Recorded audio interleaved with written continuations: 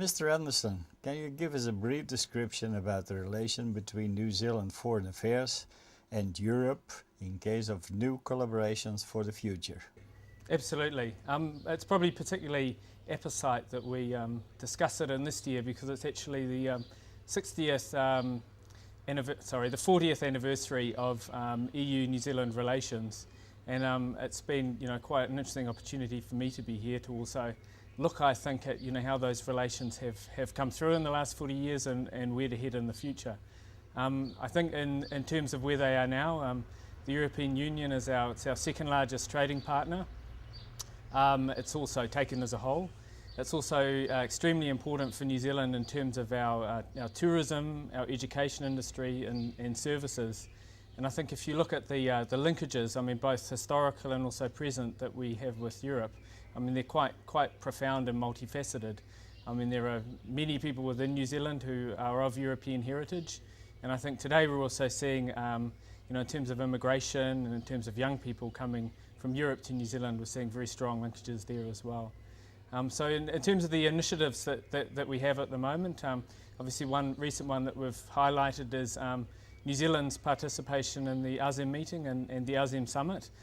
This is particularly important obviously because it's a platform that connects two regions, the Asian region and Europe of course. And New Zealand sees itself obviously as a country with European heritage and European values, but also very much geographically positioned in Asia.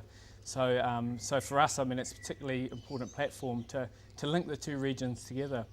I think in terms of other areas, you'll see New Zealand's participation with European partners in the security sphere.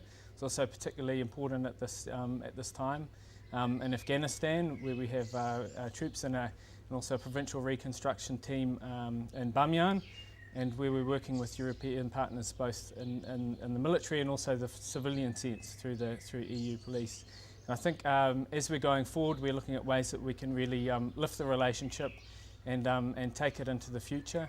I guess through a more comprehensive approach, building on the framework agreements that we already have, and I guess taking it to a new level that covers all aspects really of our relationship. So what we're looking at now is a relationship in the environmental sphere and the multilateral sphere and the security sphere, the traditional trade and economic sphere, and also in terms of our people-to-people link. So it's looking at ways to extend that further through some sort of a formal cooperation or agreement where we can really both project our values both into the region, work as multilateral partners, and also increase our bilateral linkages even further.